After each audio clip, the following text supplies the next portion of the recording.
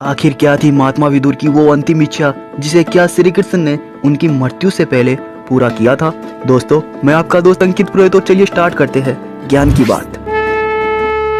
महाभारत, जब जब इस महान ग्रंथ का नाम आएगा, इसमें सभी योद्धाओं के साथ महात्मा विदुर का नाम भी सबसे आगे आएगा, क्योंकि विदुर जी हस्तिनापुर के प्रधानमंत्री, कौरवों और पांडवों के काका और धृतराष्ट्र और पांडु के भाई थे। किंतु इनका जन्म एक दासी के गर्भ से हुआ था। इतनी महत्वपूर्ण भूमिका होने के बाद भी महात्मा विदुर महाभारत में अपना कोई अस्तित्व कायम न रख सके। विदुर जी को महाभारत का केंद्रीय पात्र माना जाता है, किंतु फिर भी अधिकतर लोग उन्हें नहीं जानते।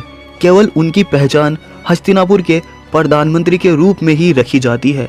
जिन लोगों ने महाभारत ग्रंथ को ध्यानपूर्वक पढ़ा है, उन्हें यह ज्ञात तो होगा कि विदुर जी कौरवों व पांडवों के काका, धृतराष्ट्र और पांडु के भाई थे। दरअसल महात्मा विदुर किसी रानी या महारानी के पुत्र नहीं, बल्कि एक दासी के पुत्र थे। हस्तिनापुर के राजा विचित्रवीर्य अपनी दोनों रानियों की संतान सुख से असमर्थ होने के कारण अंत में वह रोग पीड़ित होकर मृत्यु को प्राप्त हो गए। ऐसी परिस्थिति में हस्तिनापुर का अगला उत्तराधिकारी और रखवाला कौन हो, इस दुविधा से बचने के लिए ऋषि वेद व्यास जी की सहायता ली गई। वेद व्यास जी ने दोनों रानियों को संतान सुख का आशीर्वाद देने के लिए बुलाया, किंतु डरपूर्वक उन रानियों ने अपने स्थान पर दासियों को भेज दिया, और यही कारण है कि पहली संतान एक दासी के गर्भ से हुई। किंतु एक दासी की संतान को राजा का दर्जा देना उचित न समझते हुए विदुर को कभी भी यह दर्जा प्राप्त नहीं हुआ जिसके वह हकदार थे। किंतु कहा जाता है वेद व्यास जी ने दासी की गर्भ से होने वाली संतान को विशेष वरदान भी दिया था। उनके अनुसार यह बालक संसार का सर्वगुण संपन्न और बुद्धि में सबसे चतुर और महान ज्ञानी होगा। इसी कारण महाभारत ग्रंथ के अनुसार विदुर जी को धर्मराज के स्वरूप में माना गया है। उनके इसी धर्मराज के स्वरूप के कारण उन्हें हस्तिनापुर के प्रधानमंत्री का दर्जा प्राप्त हुआ, और कहते हैं विदुर ने महाभारत का युद्ध लड़ने से इनकार कर दिया था, किंतु अपनी मृत्यु से पहले उन्होंने श्री कृष्ण से एक वरदान मांगा था। यह उस समय की बात है जब महाभारत युद्ध चल रहा था।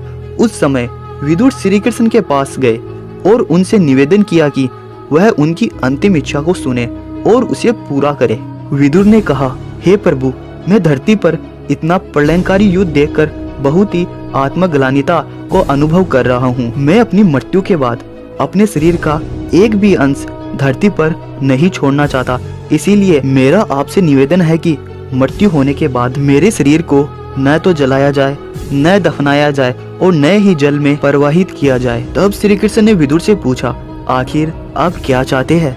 तब विदुर ने कहा, प्रभु, मेरी इच्छा है कि मेरी मृत्यु के बाद मेरा शरीर आपके सुदर्शन चक्र में विलीन हो जाए। तब भगवान श्री कृष्ण ने उन्हें आश्वासन दिया कि वह उनके शरीर को इस धरती पर रहने नहीं देंगे। फिर जब महाभारत का युद्ध समाप्त हुआ और कुछ समय बीत गए, तब सभी पांडव विदुर जी से मिलने वन में पहुँचे, क्योंकि इससे पहले ही गांधारी, कुंती और धृतराष्ट्र का मृत्यु लोक गमन हो चुका था। तब सभी पांडव आखिर में विदुर जी के पास आए, और जैसे ही विदुर जी ने युधिष्ठिर को देखा, उन्होंने अपने प्राण को त्याग दिया।